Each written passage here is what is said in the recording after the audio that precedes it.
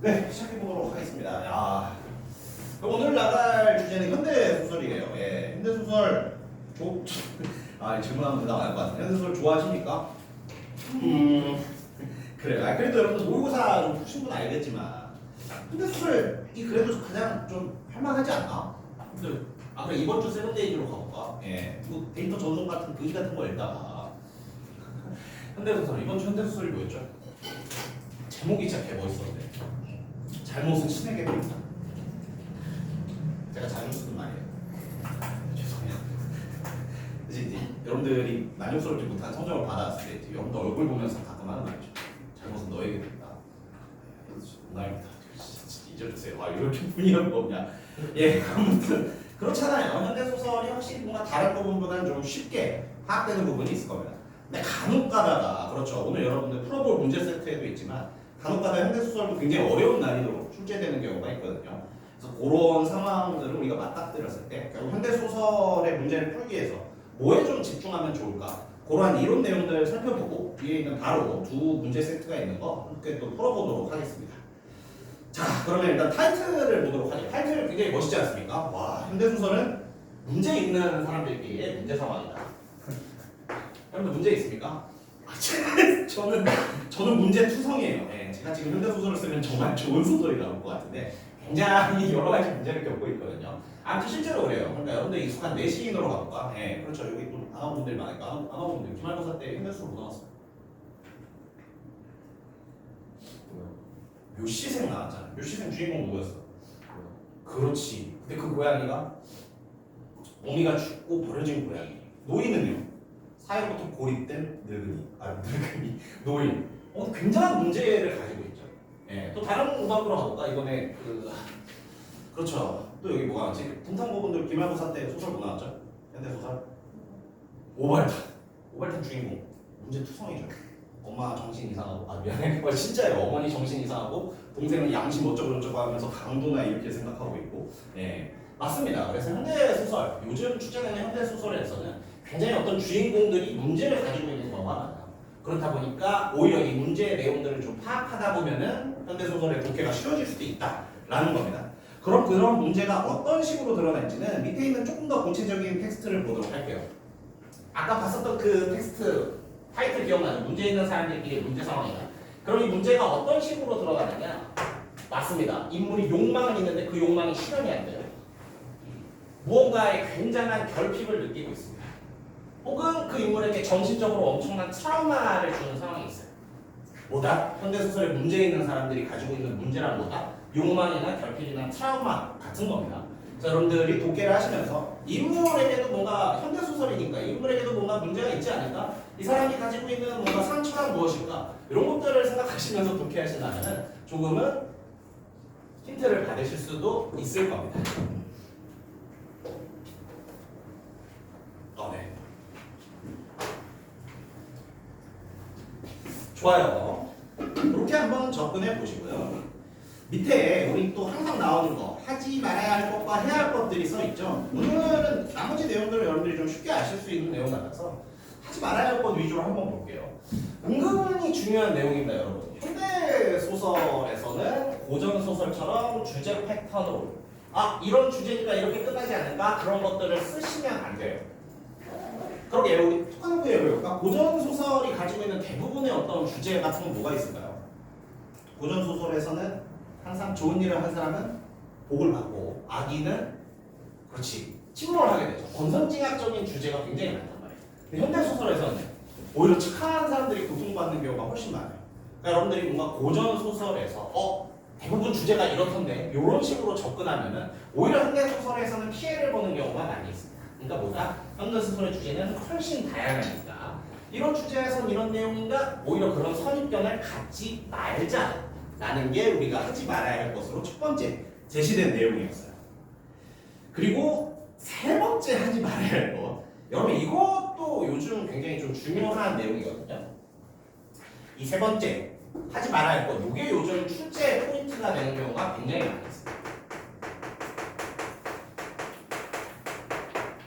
어떤 내용이냐면 서술자의 말과 인물의 생각 이것을 혼동하지 말아야 된다. 즉, 이 두 개를 여러분 구분하실 수 있어야 돼요. 그렇죠. 그래서 밑에 있는 텍스트 설명 조금만 보시면 현대소설은 서술자 시점이 굉장히 복잡합니다. 근데 그럴 수밖에 없어요. 예, 예를 들어서 제가 항상 예시로 들어드리는 거 있잖아요. 만약에 여러분 전지적 작가 시점인데 추리소설이야.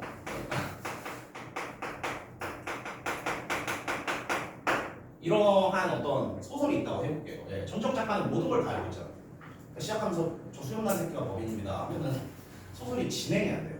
그러니까 어때? 전지적 작가임에도 모든 인물의 심리를 알고 있음에도 특정 인물의 시선에서 진행해주는 경우가 굉장히 많아요. 그렇다 보면 어때? 이게 서술자의 말인지 이게 인물이 하는 생각인지 조금은 헷갈릴 때가 있습니다. 그래서 요즘 굉장히 많이 출제되는 포인트고 이것을 뭐 몇 년 전에는 초점화다라는 용어로 엄청나게 가르쳤었어요. 예, 근데 뭔가 저는 억지로 가르칠 걸 만드는 느낌이라 어렵지 않습니다. 이거 문제로 나오면 어떻게 나오겠어요? 예. 그렇습니다. 문제가 나오면 간단해요. 기억하고 밑줄 길게 친 다음에 여기서 인물의 생각이 드러나냐 서술자의 생각이 드러나냐 이거 물어보는 문제야. 그러니까 서술자의 말과 인물의 생각 요거를 구분할 수만 있으면 됩니다. 좋습니다. 그렇게 해서 요거 요즘 자주 출제되는 포인트여서 요거를 혼동하지 말자가 또 중요한 태도 하나로 제시되었었어요. 네, 그래서 그 두 가지의 태도 제가 좀 강조드리는 내용이고요. 2번 내용으로 넘어가 보도록 하겠습니다. 현대소설의 독해 순서. 야 좋아요. 그럼 이제 여러분 뭐 똑같은 거 얘기해볼까요? 이제 본인만의 현대소설 읽는 방식이 있습니까? 모의고사 상황에서. 죄송해요. 아니 2학년쯤 되면 읽지 않으세요? 네. 아니, 뭐 신경 쓰는 게 분명히 있을 거 아니에요. 그냥 이거예요. 죄송해요. 그냥 읽어서 뭐 그래 그냥 읽어도 좀 잘 읽히는데 뭐 할 수도 있지. 근데 여러분들 이 모의고사라는 게 특정 시간 안에 특정 문제들을 맞춰야 되기 때문에 저는 지문별로 여러분마다 뭔가 무기 하나씩 있었으면 좋겠거든요. 그래서 현대소설을 그냥 읽는 게 아니라 여러분들이 집중해서 읽는 포인트가 분명히 있었으면 좋겠어. 내가 시험 볼 때 이걸 집중하면 글이 잘 읽히더라. 그런 포인트가 있었으면 좋겠고 그런 게 없으시다면 여러분 이 순서를 적용하는 것도 굉장히 좋습니다. 제가 좀 검증을 해봤는데 나쁘지 않은 이야기들이에요. 그래서 여러분들이 지금 나 현대소설을 잘 못 읽는다 혹은 현대소설을 읽을 때 특별히 집중하는 부분이 없다 라고 한다면은 요 5가지의 순서를 한번 적용해보는 연습을 하시고 제가 개인적으로 중요하다고 생각하는 것들은 조금만 더 설명드릴게요. 저는 1번 꽤 중요하다고 생각합니다. 그렇죠. 여러분 글의 본문 내용뿐만 아니라 본문의 시작과 끝에 있는 줄거리나 각주나 이런 정보들이 꽤 중요할 수 있어요. 그래서 저 사실 이거 나오면 굉장히 힘있게 읽는 게 앞부분 줄거리거든요. 왜겠어요? 앞부분 줄거리를 잘 읽어놓으셔야 여러분들이 이 소설의 뭔가 상황이나 인물들에 좀 몰입을 할 수 있는 경우가 생깁니다. 그래서 앞부분 줄거리, 인물에 대한 각주 이런 것들이 있으면 꼭 잘 챙기셔야 되고 저는 하나 더 제목도 챙기셨으면 좋겠어요. 제목이 생각보다 그 작품에 많은 이야기를 해줄 때가 많거든요. 그러니까 여러분 1번 내용은 뭐야? 본문이 아니라 본문 위아래에 있는 것들 즉 줄거리라든가 각주라든가 이런 것들을 일단 읽어보고 소설로 들어가 라는 어떤 순서를 1번으로 제시하는 겁니다. 네, 저는 1번 꽤 중요하다고 보고요. 2번, 저는 솔직히 2번으로 풉니다. 네, 저는 뭐 이게 5가지나 있지만 저는 사실 2번만 신경 쓰면서 써요. 2번 내용이 뭐죠? 등장인물. 여러분 소설에서 가장 중요한 출제 포인트가 뭐예요? 제가 몇 번 말했겠지만 인물과 사건과 배경이에요.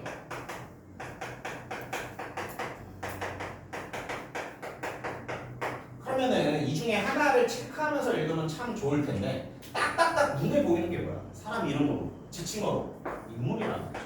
그래서 저는 소설을 읽을 때 사실 뭐 여기다 5번까지 있지만 저는 사실 솔직히 말하면 2번만 씁니다. 저는 그냥 인물들 체크하면서 인물에 표시하면서 읽고 그 인물들의 관계를 신경 쓰면서 읽는 거에 굉장히 중점을 둬요. 네, 왜냐면 실제 시험 시간은 되게 빠듯하고 무엇 하나를 집중하면서 읽어야 되는데 그때 가장 효율이 좋은 게 뭐냐? 저는 인물이라고 생각합니다. 그래서 저는 2번대로 풀어요. 솔직히 말하면 이 5가지 중에 2번은 저도 적용해서 풉니다. 등장인물, 인물들의 관계 이런 것들을 잘 생각하면서 읽는다. 그래서 지금 소설 읽는 방법이 없으신 분들은 적어도 2번은 신경 쓰고 늘 자신의 독해에 적용하셨으면 좋겠어요. 3번과 4번 뭐 좋은 말이죠. 예. 5번도 꽤 그럴듯한 이야기죠. 예. 문학에서 항상 우리가 먼저 읽으면 도움되는 것보다 바로 보기입니다. 그래서 여러분 현대소설도 문학 지문이니까 보기에 혹시 작품에 대한 해설이 있다면 보기를 먼저 읽는 방식, 이것도 여러분들 모의고사에서 굉장히 성공적인 방식이 될 겁니다. 네, 그래서 전 개인적으로는 뭐 1, 2, 5번 이 그래도 이제 실전 실험장에서는 굉장히 의미 깊게 떠올리면서 읽을 상황이라고 생각하고요. 지금 내가 소설 저 그냥 읽어요. 읽는데 계속 틀려요 한다면은 요거를 일단 탑재하세요. 이대로 읽는 것도 나쁘지 않습니다. 하지만 실전에서 강조하는 것은 항상 2번. 뭐 하나 중점을 두면서 읽긴 읽어야 돼요. 그럴 때 인물이 가장 좋습니다. 좋습니다. 그렇게 해서 독해 순서 살펴봤고요. 다음 페이지로 넘어가면은 이제 보기의 활용법이 나오는데 요즘 현대 소설에서 보기는 그렇지 서술 기법과 인물의 심리를 알려주는 경우가 많이 있어요. 그리고 제가 개인적으로 굉장히 강조하고 싶은 내용은 여러분 2번입니다. 이거 진짜 중요해요.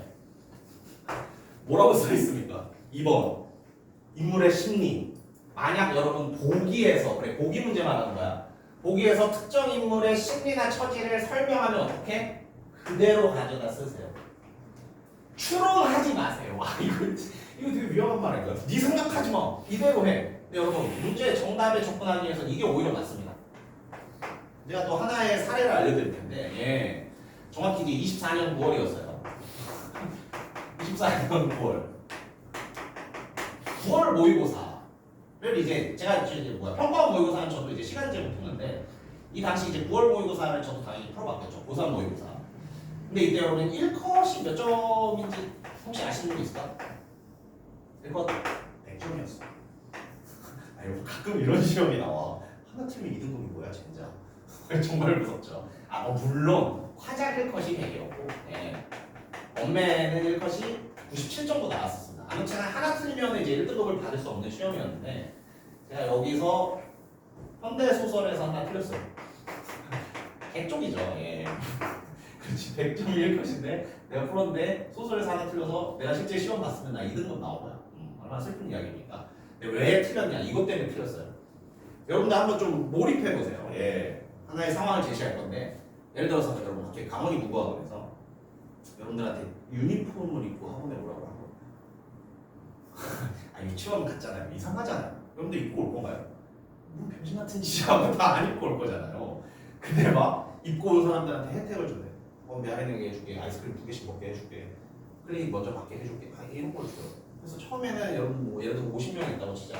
50명 전부 다 유니폼 꼭 하지 말자 반대 입장이었는데 점점 줄어들어요. 그래서 나중에 한 5명 정도만 우리 끝까지 입지 말자 이렇게 된 거예요. 자 그리고 여러분 만약에 8월 1일부터 유니폼을 입는 날이라고 해봅시다. 8월 1일날 여러분이 학원을 딱 왔더니 여러분 말고 다 유니폼을 입고 있습니다. 여러분이 학원문을 이렇게 열고 들어왔는데 여러분 말고 다 유니폼을 입고 있는 걸 보고 여러분들이 멈춰섰어요. 그때 여러분들의 감정은 뭐죠? 다양한 생각이 가능하겠지. 저는 그냥 좀 세게 말할게요. 저는 좋댔다라는 심정으로 풀었거든요. 그렇잖아. 나 빼고 다 입고 있어. 어제까지는 몇 명은 유니폼 입지 말자 항의하자 그랬었는데 나 빼고 다 입고 있어. 저는 좋댔다고 풀었었는데 그것 때문에 틀렸어요. 왜? 그 소설의 보기에서는 그 상황의 심정을 망설임이라고 보기에 써놨습니다. 왜 망설임이야? 들어가서 저항할까 아니면 도망갈까? 그러니까 보기에서 망설임이라고 알려줄 때 나 소설 좋아하니까 제가 개인적으로 좋아하는 소설은 이제 개인이 사회에 저항하려고 하지만 철저하게 무너지는 소설을 좋아하고 그러니까 나는 그걸 나만 이거 이건 좋겠다라고 해서 틀린 거예요. 그러니까 여러분 문학을 잘하시는 분일수록 어떤 자꾸 정보를 알아내는 게 좀 많이 있을 거야. 문학이 잘 느껴져서. 근데 때로는 그런 게 여러분들을 틀리게 만듭니다. 뭐라고요? 보기에서 망설임이라고 했으면 망설임이라고 풀어. 이건 좆된 거지. 추론하지 말고. 저한테 하는 말이었습니다. 자, 여러분 2번이 은근히 고득점자들에게 신경 쓰실 만한 부분이에요. 뭐라고요? 보기에서 인물의 심리를 알려주면 그대로 푸세요. 나 문학 잘해. 내가 볼 때 이 주인공의 심정은 이거야. 생각하지 마세요. 오히려 틀립니다. 얼마나 아쉬워요. 이것 때문에 2등급이 나오면. 아무튼 그래서 제가 2번은 좀 강조하는 내용이에요. 보기에 있는 정보를 무조건 그대로 써야 한다. 좋습니다. 그렇게 해서 봤고요. 4번에서는 제가 수업마다 강조하는 내용 있죠? 4번에서도 중요한 거 뭐 있어? 나 이거 맨날 강조하잖아. 여러분 없는 내용은 틀린 내용이야. 이거 잘 알아두세요. 없는 내용은 틀린 내용입니다. 왜냐면 지문이 기준이 돼야 되기 때문에 지문에서 알 수 없는 내용은 틀린 내용이다. 이거 늘 기억해 두세요. 이게 이 고난이도 문제 풀 때 굉장히 좋은 접근 방식입니다. 네, 좋습니다. 이렇게 해서 저희 이론 내용 진짜 가볍게 살펴봤고요. 여기 있는 뭐 실수 5가지 체크리스트는 방금까지 이제 설명했던 이론을 표로 만든 겁니다. 계속해서 말씀드리지만 사실 뭐 여러분들만의 푸는 방식이 있겠죠. 예, 그걸 자꾸 발전시키세요. 근데 이제 답도 없는 경우 있잖아. 맨날 틀려. 소설 읽으면 머릿속에 하나도 안 나. 그런 분들은 예, 요 이론 내용, 요 체크리스트 진짜 체크해보면서 적용해보면서 한번 읽으십시오. 예, 그냥 읽는 것보다 훨씬 도움이 될 겁니다. 자, 좋습니다. 그럼 이제 다음 문제 세트로 넘어갈 텐데 이걸 미리 알려드릴까 말까 진짜 고민이 되는데 예, 알려드리고 시작하겠습니다. 이게 바로 수능 최신 수능 중에 가장 어렵게 나왔던 현대소설이에요. 보통 현대소설 거의 다 맞거든요, 학생들이. 근데 이 소설은 쉽지 않았습니다. 당시 오답률도 굉장히 높았어요. 예, 미리 알려드려서. 그러니까 어려운 문제니까 이걸 거야. 일부러 이렇게 풀지 마시고 예, 여러분들 그렇죠. 실제 시험장에 왔다 생각하고 풀어보세요. 예, 그래서 48에서 50페이지까지 1에서 4번 문제.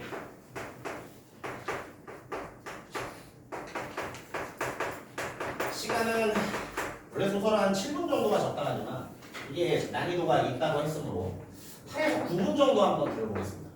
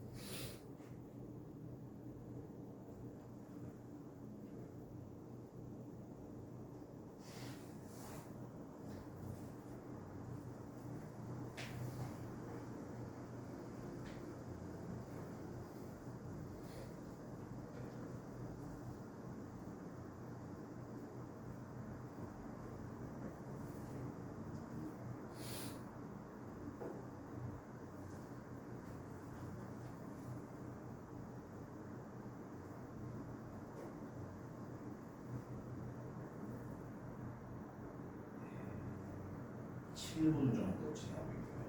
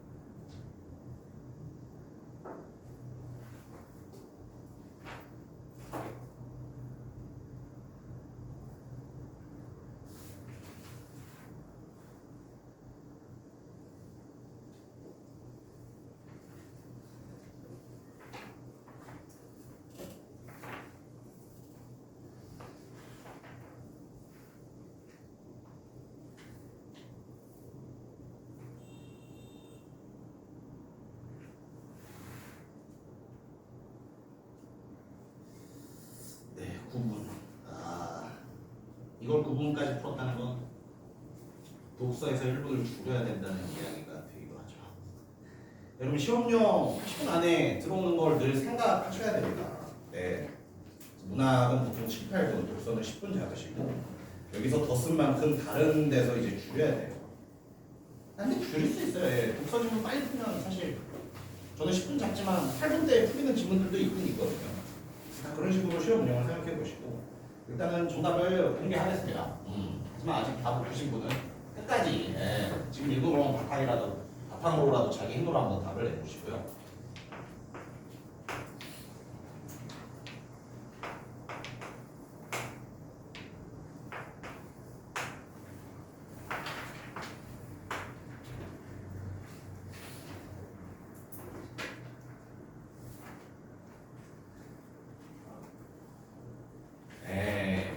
좋습니다.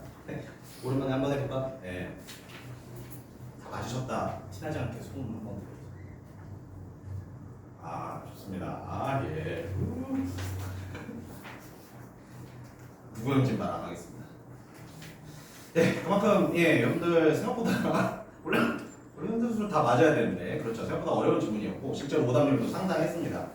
그러면은 이 소설의 어떤 점들이 여러분들 어렵게 하는지 실제 시험장에서는 어떤 생각을 하면서 내용 구성을 해야 되는지 좀 일단 말씀드리도록 할게요.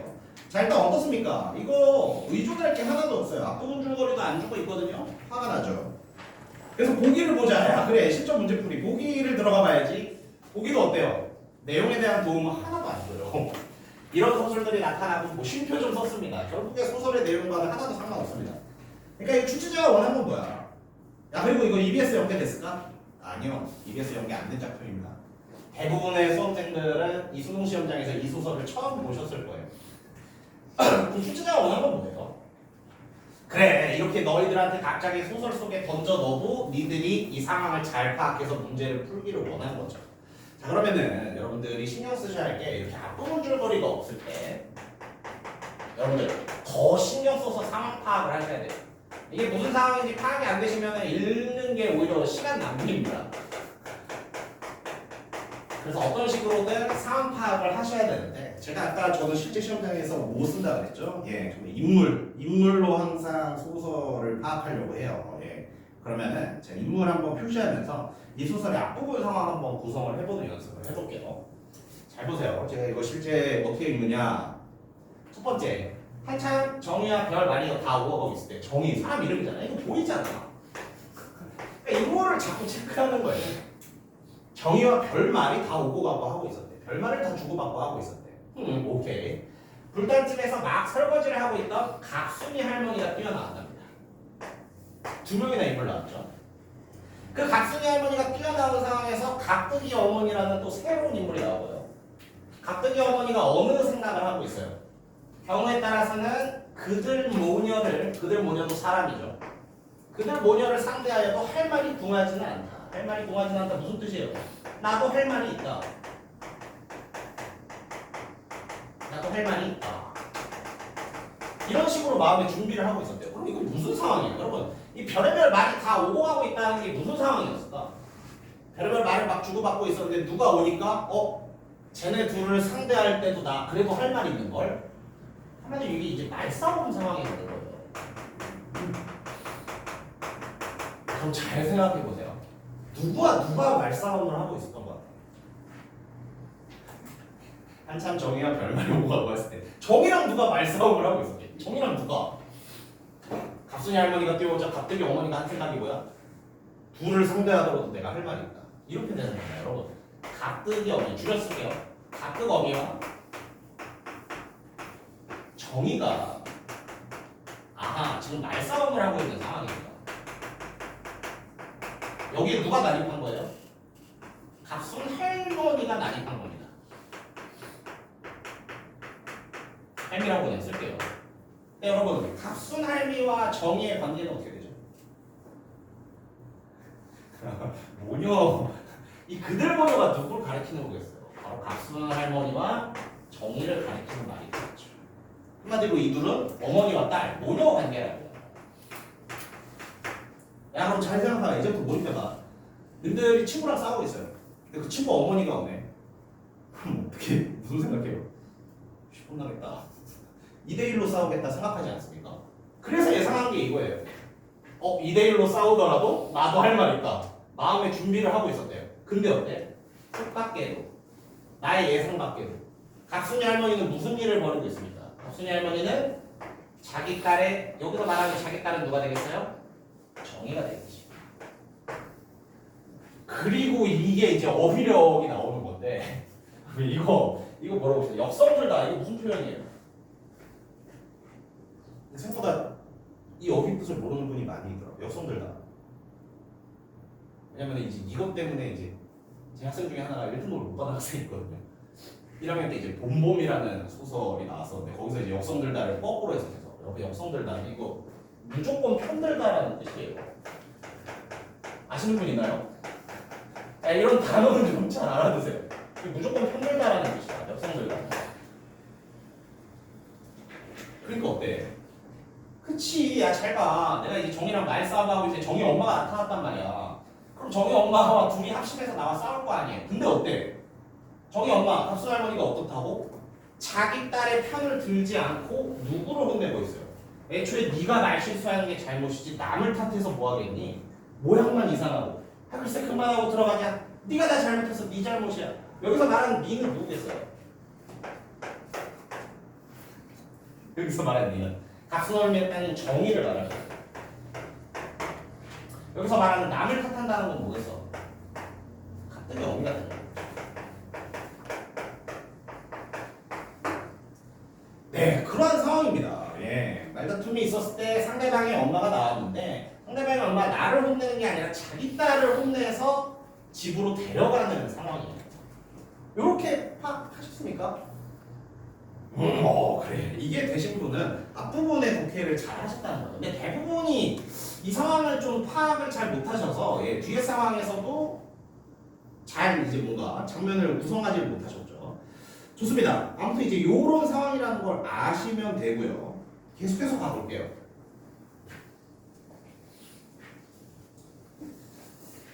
네가 잘못했어 하고 도리어 딸을 나무라고 했다. 딸 아까 말했듯이 정의라고 했었죠? 정의를 나무라니까 갑두검이는 어떻게요?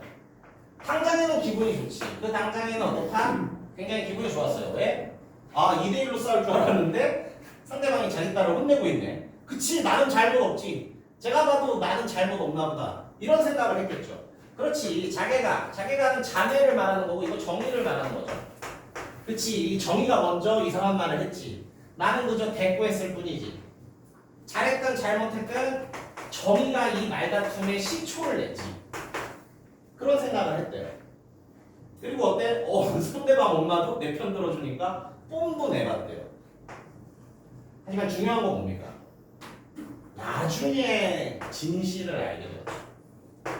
나중에 진실을 알게 되는데 그 깨달은 진실의 내용이 뭐죠?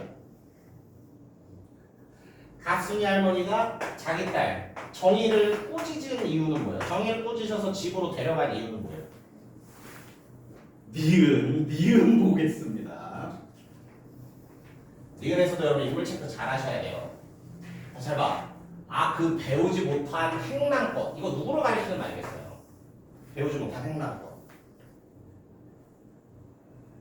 가뜩 어미를 가리키는 말입니다.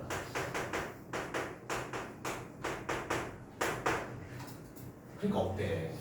야, 좀 싸우려고 해도 싸울 만한 애랑 싸워야지. 그럼 이상한 똥 같은 애랑 싸우면 되니? 그렇죠. 배우지 못한 행랑법 똥 전부 가리키는 건 가뜩어미죠. 한마디로 뭐야? 가뜩어미를 무시하는 거죠. 그러니까 싸움도 좀 사람 같은 사람이랑 싸워야지 이런 사람 같지도 않은 애들이랑 싸워서 되겠냐. 이런 가뜩어미를 무시하는 생각이 들어 있었던 겁니다. 그리고 이거는 또 무엇을 통해서 확신으로 바뀌죠? 이 생각은 어느 사건을 통해서 또 확인된 정도죠? 잘 보세요. 니은 다음 줄입니다. 사실 을득이 녀석이. 잘 생각해보세요. 을득이는 누구겠어요? 여기서 눈치 빠르신 분은 이거 체크하셨을 텐데. 을득.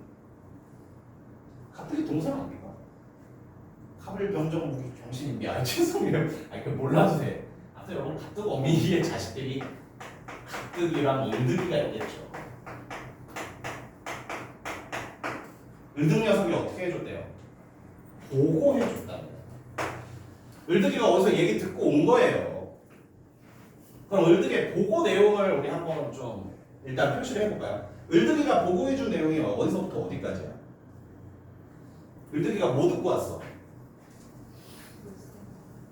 그렇지. 이 부분부터 이 부분까지. 여기서 디귿까지가 전부 다 을득이가 보고한 내용이 됩니다.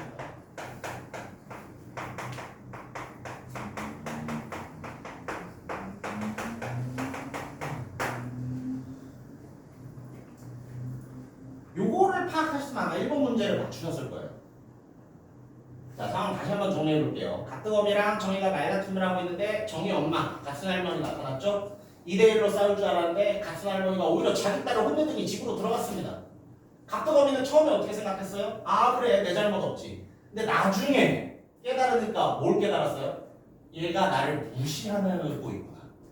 그리고 그 깨달은 이유 중에 하나는 을뜨기가 어디 가서 듣고 온 얘기를 보고해 주는 겁니다. 을뜨기가 들은 보고한 내용이 요만큼이에요. 자 그럼 을뜨기의 보고 내용 여기까지만 좀 집중적으로 한번 보죠. 잘 보세요.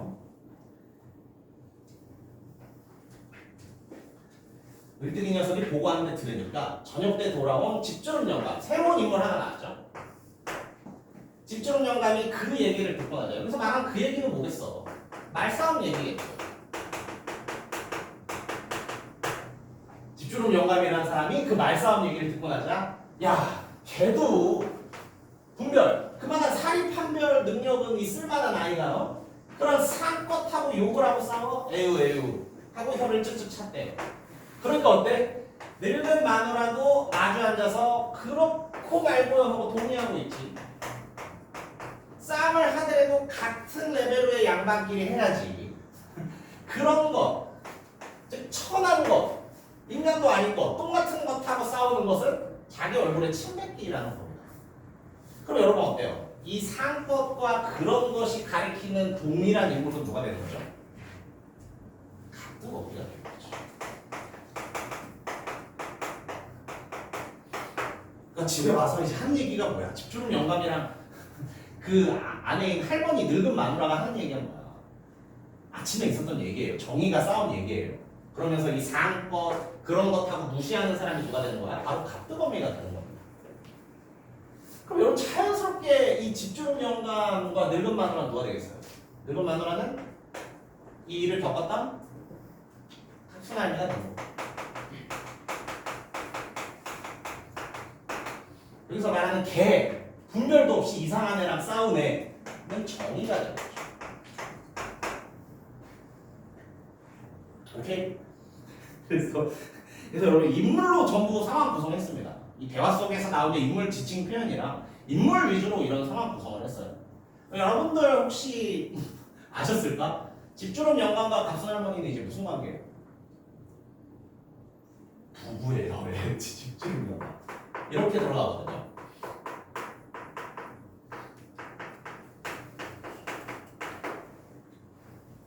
이거 어디서 알 수 있어요? 여기서도 알 수 있고 사실 여기서 놓치셨어도 여기서 알 수 있어요. 디귿에서 여러분 두 줄만 올라가 보십시오. 디귿에서 뭐라고? 미음에서 여러분 두 줄만 올라가 보세요. 집중증 나누라는 글이 나오죠. 여러분 이거 읽으실 때 이거 갑순할매라는 거 알았을 겁니다. 갑순할매가 뭐라고? 집주름집 마누라고. 그럼 집주름집 늙은이는 갑순할머니의 부부, 남편이 되겠지. 그래서 여기서 이렇게 파악을 하실 수도 있고 자연스럽게 자기 딸 얘기하는 게 좀 자연스럽죠. 네. 그러면서 마지막 잘 보세요. 그리고 휴 하고 한숨을 내쉬는데 방 안에서 그러는 소리, 대화 소리와 한숨 소리가 대문 밖까지 그대로 들렸다고. 이거 누가 들었다고요? 을뜨기가 이거 듣고 왔다고. 을뜨기가 이거 듣고 와서 자기 엄마인 가뜩 엄마한테 말해주는 거예요. 그러니까 자기 딸을 혼난 게 진짜 자기 딸을 혼낸 게 아니라 나를 개무시했기 때문에 자기 딸을 혼낸 거였구나 라고 가뜩어미가 상황 파악을 하는 장면이 되는 겁니다. 네, 좋아요. 아니 뭐 무슨 일 있으셨나요? 소리 너무 무거운 느낌이 있는데, 아니 괜찮습니다. 그러니까요. 여러분, 아이고 여러분들 28 수능에 이런 소설 나오겠어요? 나오면 어쩔 건데. 그러니까 여러분 원래 소설 쉽게 나와. 우리 같이 풀어본 것 중에 여러분 기억나는 거 있나요? 그 배꼽 없어진 사람 얘기 기억나요? 배꼽에 대한 단상. 배꼽이 없어져서 배꼽에 집중해서 막 배꼽눈 만드는 거. 이게 다음에 나왔던 게 그거예요. 원래 배꼽만 정도가 일반적인 소설을 아니는데 여러분 이렇게 어렵게 나올 수도 있습니다. 이런 거를 자꾸 대비하셔야 돼요. 어떻게 할 거야? 그냥 찍을 거야? 이런 식으로 여러분 인물들을 바탕으로 인물을 지칭하는 표현들을 바탕으로 이렇게 항상 상황 구성하는 연습을 해보십시오. 여러분 처음 나오는 소설이 나와도 여러분들이 그렇죠 상황을 잘 파악하고 정답을 도출할 수 있을 겁니다. 아니 그래 좀 시원하게 말해줄게. 이 당시에 1등부터 88점이었습니다. 여기서 2개 틀렸어. 수에서 2개 안 틀린 거 같아요. 잘 생각하셔야 돼요. 아이고 어려웠지. 2개 정도 틀려도 되지. 그럼 이제 독서에서 여기가 2개밖에 안 남는 거야. 예. 죄송해요. 그럼 다른 문항도 다 맞아야 되고. 여러분 어떤 난이도의 질문이든 항상 모의고사의 이 컨셉이 뭐예요? 이거 배워서 푸는 거 아니거든요. 다 처음 보는 질문이고 다 처음 보는 상황에서 이렇게 상황 파악해서 질문으로 상황 파악해서 푸는 문제거든요. 이런 걸 자꾸 연습해 두십시오. 예, 이게 되면 어떤 질문이 나와도 잘 풀 수 있습니다. 좋습니다. 예, 잠깐만 너무 무거워진 것 같으니까 좀 빠르게 다음 내용으로 가볼게요. 자, 중략 부분 줄거리는 좀 대충 볼게요. 중략 부분 이유는 좀 빠르게 볼게요. 대충이라니. 자, 앞부분의 상황이 어려웠지 뒷부분의 상황은 여러분 그렇게 어렵지 않았을 겁니다. 일단 무슨 일이 생겼죠? 양서방이 화장실에 갇혀 있는 상황이 생겼죠. 근데 양서방이 화장실에 왜 갇혔죠, 여러분? 요 다음, 요 대사를 통해서 알 수 있죠. 제 집 뒷관도 아니고 남의 집 것을 그렇게 기다려서 꼭꼭 잠그고 그럴 건 뭐, 누군가 문을 잠갔네요. 늙은이도 잠잖아. 그럼 여기서 말하는 늙은이라는 인물이 화장실 문을 잠그는 행위를 했고, 이 늙은이가 화장실 문을 잠그는 바람에 을뜨기가 양서방이 갇히게 된 거죠. 그렇죠. 이런 식으로 자꾸 파악을 하시는 겁니다. 인물 위주로. 늙은이가 잠그고 늙은이가 화장실 문을 잠그는 행위를 하는 바람에 양서방이 갇혔어요. 그 갇혀서 어떻게 해요? 좀 소리 내면 이상해 보일 것 같은데 어쩌지 하다가 결국에는 소리도 못 내고 갇히게 되어 있었죠. 그러다가 이제 중요한 정보 나오죠. 잘 봐.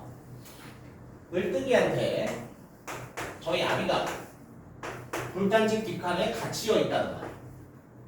야 그럼 누가 되는 거야? 저희 아비는 누가 되는 거예요? 양서방이 되는 거지. 그럼 자연스럽게 인물관계 만들어지죠? 갑두검이와 부부인 게 누구야? 양서방이 되는 거지.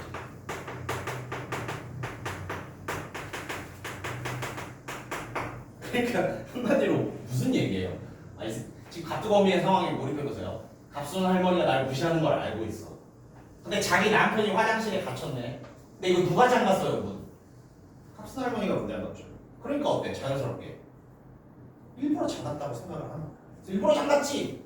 갑순 할머니는요. 나 진짜 사람 있는지 모르고 잠갔어요. 이게 이제 여러분 이후의 내용이 되는 겁니다.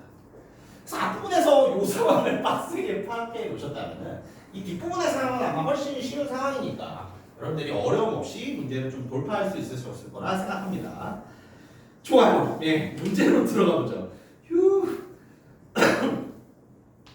1번 문제입니다. 야, 무려 오답률이 10명 중에 6명이 틀린 사실 오답률 12 문제였고요. 현대소설이 여러분 10권 안에 들어가기가 사실 쉽지가 않아요. 그만큼 많은 학생들이 이미 소설에 독해에 실패했다는 게 되겠죠. 정답은 1번이었죠. 우리가 방금 본 앞 상황입니다. 집안에서의 대화, 누구와 누구의 대화였어요? 집주름집 영감과 갑순할미의 대화가 누구한테 노출됐지? 어떤 이웃에 노출됐지? 을뜨기한테 노출됐어. 그들의 속내가 보였죠? 영감과 갑순할미의 속내는 뭐야? 갑두검이를 무시하는 속내가 드러났잖아요. 무시해서 자기 딸 데리고 간 거였잖아. 너무나 정확한 답이죠. 둘의 대화가 을뜨기에게 노출되어 갑두검이를 무시하는 그들의 속내가 드러났다. 예, 전혀 문제가 없는 소리입니다. 그래서 1번 문제 정답은 1번이었고요. 좋습니다. 2번 문제로 넘어가 보도록 하겠습니다. A에서 C에 대한 설명으로 적절하지 않은 것을 고르는 문제였고요. 이것도 여러분들 이거 오히려 많이 맞추셨을걸? 왜냐? 이거는 독해에서 상황 실패했어도 그 부분만 읽고 문제를 맞출 수 있었으니까. 정답은 일단 4번이었습니다. 4번에서 보면은 A는 맞는 말이고요. B가 이제 잘못된 말이거든요. 근데 여러분 정답 선지니까 한번 꼼꼼하게 검증해 보겠습니다. A에서 우리가 검증해야 될 건 뭐예요? A에서는 비난이 나타나는데 그 비난에 뭐가 있어야 된다? 행위에 대한 비난과 동기에 대한 비난이 함께 들어있어야 된다. B에서 무슨 정보가 있어야 되죠? 상대의 비난을 파악하지 못한 장면과 행위에 대해서만 인정하는 장면이 있어야 됩니다. 이런 것들을 검증해 볼게요. 먼저 A, 상대에 대한 행위와 동기에 대한 비난이 함께 있으면 돼요. A 부분 볼게요. 어때요? 잘 봐요. 미워서 동기잖아. 미워서 가둬요? 행위잖아. 미워서 가뒀어요? 동기에 대한 비난, 행위에 대한 비난 전부 들어있죠. 그래서 A는 맞는 소리가 돼요. 근데 여러분 B 어느 부분이 잘못됐어요? 그래서 여러분 이 B를 이제 변론하는 상대방은 무슨 입장이죠? 모르고 그랬지. 근데 이거 뭘 몰랐다는 거야? 안에 사람이 있다는 것을. 안에 사람이 있는지 모르고 잠궜다라는 말이잖아요. 자, 그럼 이 얘기는 어떤 거에 대한 반론이에요? 여러분 A에서 무슨 반론했죠? 미워서 일부러 잠궜죠? 근데 B에서 뭐라고 답변하는 거예요? 근데 사람 있는지 모르고 잠근 거예요. 이게 A에 대한 비난 의도를 파악하지 못한 모습인가요? 파악했지. 비난 의도가 뭐야? 일부러 잠근 거지. 뭐라고 대답했어? 사람 있는지 몰랐어. 의도를 파악한 답변입니다. 근데 이 정답 선정에서 뭐라고 하고 있죠? 상대방의 비난을 파악하지 못했다고 나왔어. 아니, 파악했어요. 상대방은 우리 미워서 일부러 잠궜죠? 라고 비난했고 그거 파악해서 아니 나 진짜 사람 있는지 모르고 잠갔어 라고 했기 때문에 파악하지 못한 게 아니라 파악하고 변론을 하게 되는 거예요. 그래서 저 부분이 잘못됐다는 거 정답의 근거로 활용될 수 있는 부분이었고요. 3번 한번 가봅시다. 이야, 이 예술이죠. 정시에 오답률 2위를 기록했던 문제고요. 이때까지 수능, 오답률 1위부터 10위 하면 비문학, 독서가 줄 세우기 하고 있었거든요. 정말 오랜만에 상위권 오답에 소설 오답이 들어갔습니다. 소설 문제가 들어갔습니다. 그럼 일단 정답은 1번이죠. 그러니까 이 상황을 역시 파악하지 못했다라는 거야. 수험생들이. 한번 보죠. 집주름 영감이 딸 누구죠? 정이지?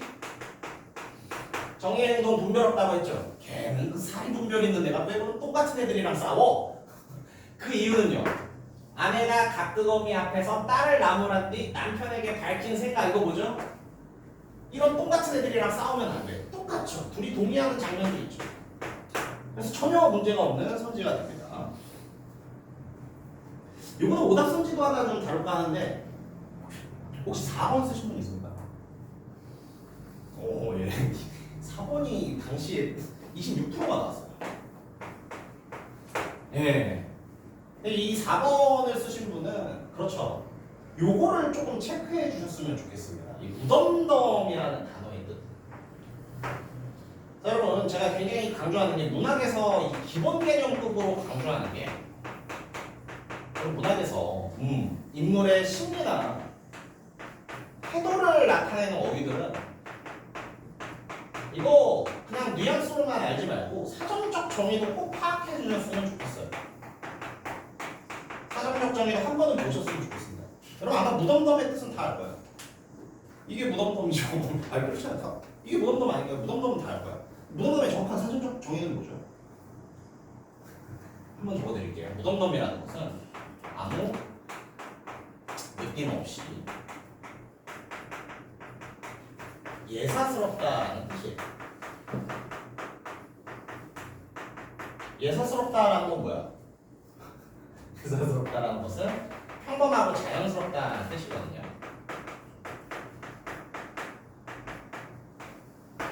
그러니까 뭐야? 4번이 말하는 거 양서방은 아내의 말과 이웃 사람들의 반응을 보고도 아무 느낌 없이 평범하고 자연스럽다라는 선지가 되는 거예요. 아무 느낌 없이 평범하고 자연스러웠을까? 느낌상으로는 그런데 여러분 직접적으로 표현된 태도가 있었습니다. 바로 뭐예요? 이거예요. 겸연쩍게. 뭐였죠? 아내 말 듣고 이웃의 말 듣고 양서방이 보인 태도는 겸연쩍다예요. 겸연쩍다는 뭔가? 겸연쩍다는 뭐예요? 겸연쩍다도 여러분 뭐 한번 알아두세요. 겸연쩍다는 쑥스럽거나 미안하여 부끄럽다라는 뜻입니다. 이런 보이죠? 이게 둘이 같나요? 다르지. 그러니까 여러분이 무덤덤이 그냥 가만히 있는 게 무덤덤 아니야? 이런 게 좀 무덤덤하지 않나라고 생각할 수 있는데 사실상 사전적 정의를 찾아보면 무덤덤과 겸연쩍다는 엄청난 갭이 있어. 무덤덤은 아무 느낌 없이 평범하고 자연스러워야 되고 겸연쩍다라는 것은 쑥스럽고 부끄럽고 미안해야 하는 거예요. 그래서 뭐다? 그래서 두 심리, 태도, 감정에 대한 어휘가 사전적 정의로 굉장히 다르기 때문에 이 4번 무덤덤한 태도 잘못되게 됩니다. 네, 그래서 여러분 이거는 진짜 좀 약간 기본 개념급으로 생각하셔도 좋아요. 제가 그래서 막 수업할 때 막 경외감이나 이런 거 굉장히 열심히 설명하는 이유가 다 그거예요. 괜히 지웠네. 네, 문학에서 여러분 심리나 감정, 태도에 대한 어휘는 정확한 뜻을 알고 있는 게 굉장히 중요합니다. 그랬을 때 이런 4번 서지 같은 거 넘어갈 수 있어요. 좋습니다. 그렇게 살펴봤고 마지막 문제 정답 한번 검증하러 가보죠. 아까 말했듯이 요즘 자주 나오는 그렇죠. 이게 서술자의 생각이냐 인물의 생각이냐 이러한 부분입니다. 일단은 보기 내용 한번 좀 살펴보도록 할게요. 중요 부분만 해보세요. 보기도 여러분 그냥 읽지만 약간 이런 식으로 한번 읽어보세요. 서술자는 자신의 시선만으로 서술하기도 하고 인물의 시선으로 초점하여 서술하기도 한다. 지금 서술 방식이 몇 가지 제시된 거죠? 2가지. 자신의 시선으로 서술하는 첫 번째 방식과 인물의 시선으로 초점하는 두 번째 방식이 제시된 겁니다. 여기서 이 작품에서 중요한 문제로 물어보고 싶은 중요한 포인트는 뭐야? 바로 두 서술 방식이 겹쳐서 나타나는 거예요. 이게 무슨 말이에요? 1번이기도 하면서 2번이기도 하다라는 말이지. 중요한 건 뭐야? 항상 표현 기법에서 중요한 건 뭐죠? 이런 표현 기법이 썼을 때 발생되는 효과. 자, 이 글에서 서술자의 시선만 서술한 것 같기도 하고 인물에 초점하여 서술한 것 같기도 한 이 두 부분이 겹쳤을 때 효과는 뭐가 되는 거예요? 서술자가 인물과 거리를 둔다는 효과가 생기는 거예요. 뭐라고요? 보기에 따르면 1, 2번이 겹친 서술은 이제 뭐라고 풀어야 돼? 서술자가 인물과 거리를 두는 것으로 풀어야 돼. 자, 그랬을 때 2번이 정답이었잖아. 잘 보세요. 선지 좀 뜯어볼게. 서술자 시선의 서술 1번이었죠? 인물 시선으로 초점화한 서술 이거 2번이었죠? 지금 뭐하고 있대? 겹쳐 나타나는데 1 플러스 2 나타나고 있대. 그럼 뭐 해야 돼? 인물에게 서술자가 거리를 두고 있다. 맞는 말이죠. 야, 그럼 뭐가 틀린 거야? 이거 정답 맞추시 이거 뭐 틀린 거예요? 아니, 죄송해요. 제가 갈게요. 상황을 잘못 인지했습니다. 제대로 인지했습니다. 상대방이 나 무시하고 똥 취급하는 거 이거 제대로 인지한 대사였어요. 니은. 니은 다시 보세요. 이거 잘못 인지한 거야? 야, 이거 오해야? 아니잖아요. 이거 을뜨기가 보고한 내용까지 듣고 나 개무시했던 거네. 이거 분명하게 파악했잖아요. 이거 잘못 인지한 게 아닙니다. 제대로 인지한 거예요. 그래서 정답이 이렇게 하면 되게 간단하지 않냐? 잘못 인지한 게 아니라 상황을 제대로 인지했기 때문에 여기가 잘못돼서 정답이 2번이 되는 겁니다. 오케이? 좋습니다. 네, 그렇게 해서 볼 수 있겠고요. 그래서 1번부터 4번까지 살펴봤고, 꽤 어려운 문제 세트였고요. 항상 이런 그래도 좀 대비를 해주셨으면 좋겠습니다. 여러분들 어려운 거 풀었으니까 이제 조금 더 한숨 쉬면서 풀 수 있는 거 한번 풀어보도록 하겠습니다. 네, 여러분들 다음 질문은 그렇죠. 일단 똑같이 여러분들 복습해보라고 있는 질문이 있고 54페이지 보면은 이제 한 세트 더 있어요. 요거는 앞 질문보다 분명히 할만 하실 겁니다. 그래서 54에서 55페이지까지 1에서 4번 문제죠. 요거 지금 한번 풀어보도록 하겠습니다.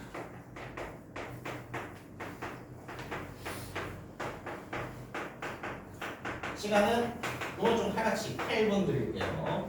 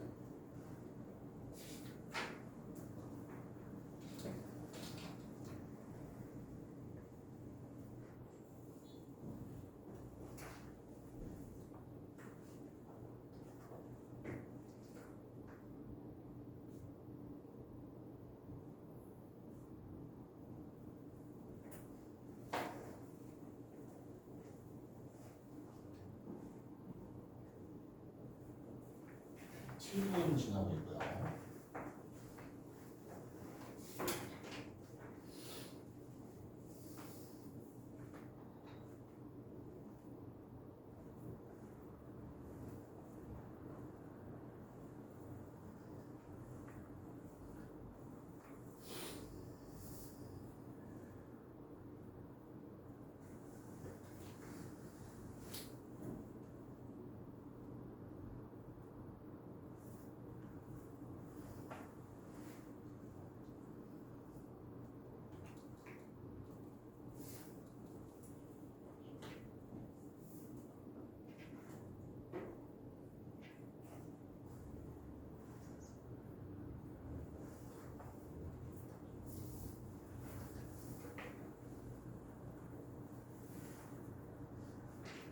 아이고, 이야. 예, 역시 또 정답 공개하겠지만 한두 문제 남으신 분도 끝까지 풀어보시기 바랍니다.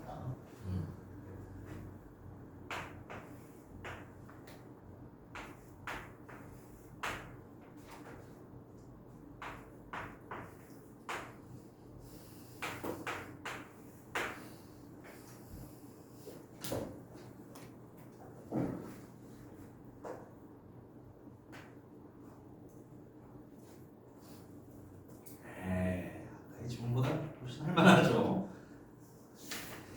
네, 뭐 재밌는 얘기를 알려드리자면 아까 지문이 이거 2달 뒤에 나온 지문이에요.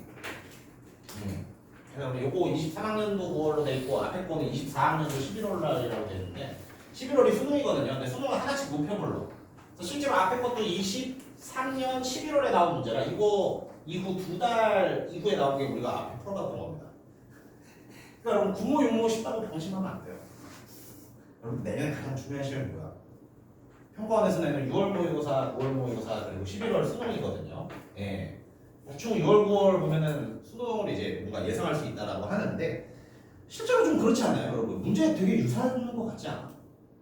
1번 문제 사실하기 문제였고 나머지 문제는 뭐 대화의 의도 파악하는 문제였고 4번 어때요? 서술적인 어떤 특징 물어보는 문제. 그래서 여러분들 내년 6월, 9월 모의고사는 예, 수능 성적이 좀 절실하게 필요하신 분은 내년 6월, 9월 모의고사 진짜 그냥 박살날 때까지 막 계속 보셔야 됩니다. 아, 이런 문제도 됐구나 이러면서. 네. 아무튼 그랬었고요. 예, 훨씬 더 좀 쉬운 소설이었어요. 근데 굉장히 내 형태랑 비슷하죠. 이것도 어때? 앞부분 줄거리 안 좋지. 이것도 보기 보면 어때? 작품과 별로 도움 안 되는 내용이지. 그러니까 이것도 역시 여러분들이 상황을 파악하셨어야 되는데 이거는 여러분들 인물도 훨씬 적고 예, 훨씬 더 상황 파악하기가 좋은 소설이었습니다. 좋습니다. 그러면은 이것도 짧게 상황 파악만 해보고 문제에 대한 정답들 구성해본 다음에 오늘 마무리 좀 하도록 하겠습니다. 오늘 독서 내용이 좀 많아서 예, 제가 조금 일찍 끝낼 생각이에요. 봅시다. 어떻게 읽는다고요? 저는 왜 몽달도 항상 인물 체크하면서 몽달 씨는 나이가 27인 사람이다. 근데 어떻게 해요? 나라는 또 인물 나왔죠? 나보다 20살이 많대. 그럼 나는 몇 살이겠어? 7살짜리 꼬마겠지. 우리는 엄연히 친구다. 죄송해요. 여러분이랑 제가 한 20살 차이 정도 나거든요. 여러분들이 와서 우리는 친구. 아저씨 미안하다. 생각만 해도 화가 나. 아 미안, 농담이에요. 네, 날씨가 성격이 좋은가 봐. 아무튼 뭐 그렇게 읽으시면 되고요. 근데 또 어때? 내게는 27살짜리 남자친구가 또 하나 있대요. 이게 어려운 질문이면 이 또 하나 있는 27살짜리 남자친구 저 밑에 나올 텐데 이게 쉬운 질문이라는 건 뭐예요? 바로 김반장이라 나와요. 그렇죠. 그래서 어떻습니까? 몽달이라는 사람도 있고 김반장이라는 사람도 있고 이들은 전부 27살. 그리고 나는 보니까 7살인데 나는 지금 이들을 친구라고 생각하고 있죠.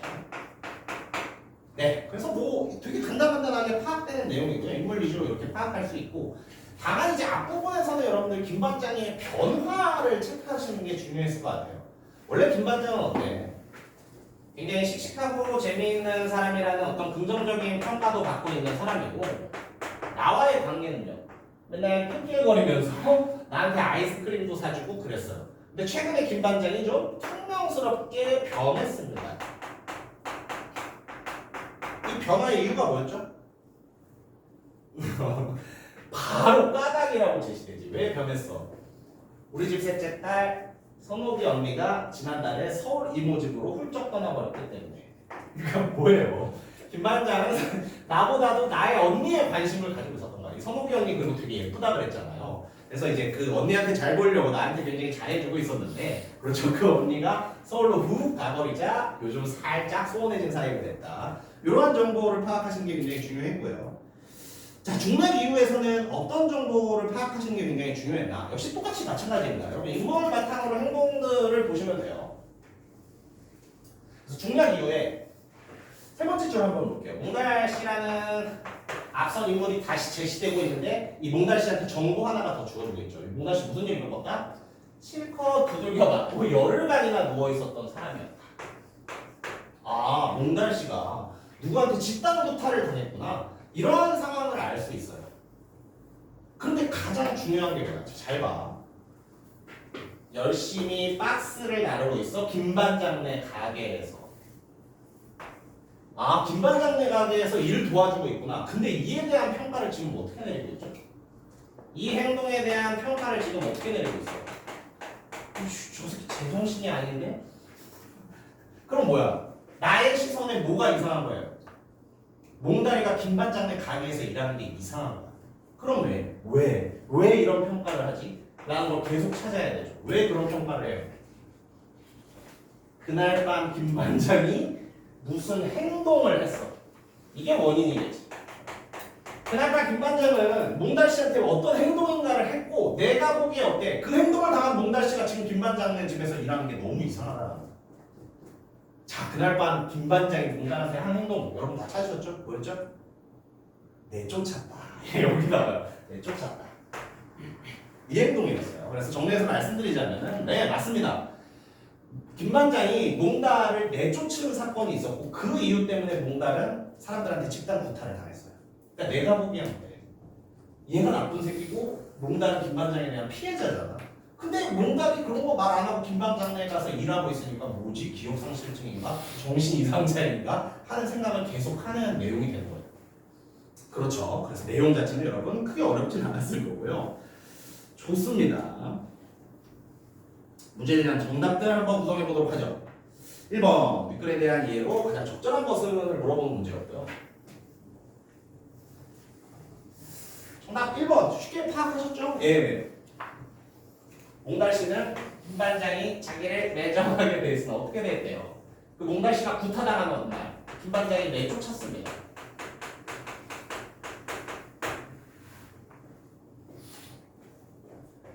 정확히 이제 전문을 보면은 김반장이 이제 몽달이 깡패들한테 맞게 생겼는데 맞게 생겼으니까 도망가다가 김반장의 가게로 도망쳤거든요. 김반장이 나가 이러면 그런 상황이에요. 예. 근데 그런 걸 전혀 몰라도 풀 수 있어. 왜? 그냥 다 드러난 정보잖아요. 뭐 물론 앞뒤 사정 전문을 알면 더 제대로 이해되지만 모의고사에서 그런 능력은 필요 없습니다. 저거 내쫓았는데 김반장이 가게에 해주고 있는 거 보니까 내 시선에 너무 이상해 보였지. 이거 되게 중요한 내용이었지. 그래서 1번이 정답이 되는 거였고요. 29번이면 2번 문제. 2번 문제 정답도 여러분 쉽게 파악했을 것 같아요. 정답은 4번이었죠. F는 이에 대한 상대방의 반응이 예상을 벗어났지만 상대가 보여준 판단을 수용하기 위한 질문이라고 볼 수 있다. 이게 잘못됐습니다. 수용하기 위한 질문이 아닙니다. F의 질문은 상대의 판단이 마음에 안 들어서 한 질문이에요. 한번 볼까요? 잘 봐. F의 질문은 어떤 질문이야? 김반장 나쁜 새끼 맞죠? 라는 질문이에요. 그러면 이 질문을 던졌을 때에 이 질문 앞까지의 상대방 즉 몽달의 태도는 어떻습니까? 몽달의 태도는 뭐예요? 대답 거부. 회피. 이게 몽달의 태도잖아요. 막 물어봐도 대답 안 했잖아요. 그러면 상대방이 대답하기 싫은가 보다 회피하고 싶은가 보다를 수용해야 이 질문을 던질 수 있는 건가요? 전혀 반대죠. 대답 거부하고 회피하는 모습이 마음에 안 드니까 김반장 나쁜 사람 맞잖아요. 한 번 더 묻는 질문이죠. 이거를 상대방의 태도를 수용했다 그러면 정반대가 되는 거죠. 그래서 상대방의 태도에 대한 수용이 아니라 수용을 한 게 아닙니다. 오히려 상대방이 보여준 판단에 반감을 가지고 한 질문입니다. 왜 김반장 때문에 맞았는데 계속 대답 안 하려고 그래? 회피하려고 그래? 그거에 대한 반감을 느끼고 하는 질문이 F가 되는 거예요. 좋습니다. 그렇게 해서 2번 살펴봤고요. 3번이 조금 저는 개인적으로 이게 주관적이라고 생각은 해요. 이 글만으로 알아낼 수 있을까라는 의문이 계속 들긴 하거든요. 하지만 어쨌든 이렇게 설명을 할 수 있습니다. 정답은 이제 5번이었는데 여러분 잘 보세요. 여기에서 목격단 그날의 김반장의 행위는 요즘보다 이후의 시간대에서 이루어진다. 그럼 무슨 말이에요? 요즘이라는 시점보다 이 글에서 요즘이라고 서술했던 시점보다 그날이 나중이 돼야 되잖아. 요즘이라고 쓴 부분이 먼저고 그날 있었던 일이 나중에 돼야 되죠. 시점으로 이렇게 나눠볼게요. 자, 그럼 여기서 또 물어보는 건 뭐죠? 내가 김반장을 평가하는 거. 나의 김반장 평가. 요거를 살펴보면 좀 답이 쉽게 나오거든요. 야, 요즘 서술 부분에서 나는 김반장을 뭐라고 평가하고 있지? 그는 나의 27살짜리 남자 친구라고 평가하고 있어. 근데 그날 몽달씨 쫓아낸 사건을 보고 나는 김반장을 어떻게 평가하고 있죠? 이 사람? 어떤 사람이라고 평가하고 있어.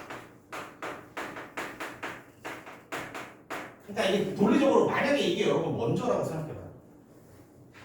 그럼 그 새끼는 나쁜 사람이지만 나의 27살짜리 남자친구가 살짝 이제 사이코패스 같은 인물이 되어버린 거예요. 그래서 이때까지는 친구라고 좋게 평가하다가 그날 몽달씨 내쫓는 사건을 보고 나쁜 사람이라고 평가가 바뀌었으니까 이게 먼저 있던 일이고 이게 나중에 있던 일이라는 게 조금은 논리적으로 자연스럽습니다. 실제로 해설도 이렇게 해놨고요. 저는 좀 반감이 있죠. 이게 글만으로 알 수 있는 건가라는 생각이 자꾸 들긴 하는데 어쨌든 출제자는 요 구성을 바탕으로 5번이 맞다라는 선지로 출제를 했습니다. 좋아요. 이제 마지막 문제네요. 4번 문제. 좋습니다.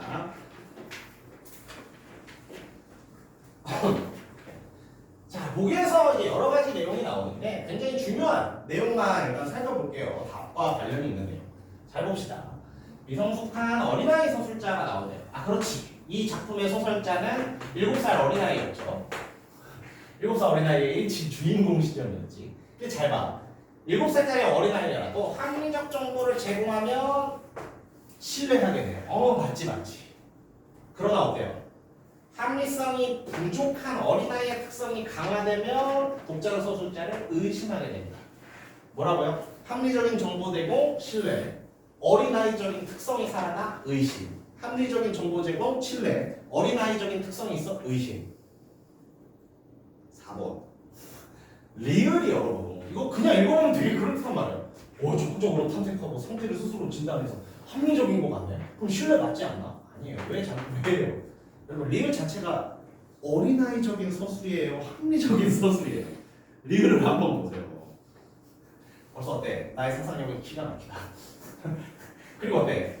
뭔가를 설명이 안 되는데 이 새끼 분명히 기억상실 좀 환자야. 이게 합리적인 인간들. 이게 되게 어린아이적이잖아. 자기가 이해 못하니까 기억상실증이야 이렇게 된 거잖아요. 그러니까 어때? 보기에 따르면 이 부분은 여러분 어린아이적인 특성이 강화된 거고 한마디로 신뢰하라라는 부분이 아니고 의심하라라고 하는 부분이에요. 큰일나지 않습니까? 이렇게 생각하면. 네, 그래서 리을의 말이 그럴듯하게 되게 멋있어 보이지만 리을 자체의 내용을 보면 그렇지 본문의 내용이 그래서 중요한 거예요. 본문의 내용을 보면 이건 어린아이적인 서술이지. 그랬을 때 신뢰 부분이 아니라 의심 부분이라고 해야지 라고 해서 정답을 도출할 수 있었습니다. 좋습니다. 그렇게 해서 여기까지 오늘 진행하도록 하겠고요. 예, 여러분 정말 고생 많았습니다. 여러분 쉬는 시간 가지고 이후에 독서 수업이 이어질 테니까요. 파이팅 해주시기 바랍니다.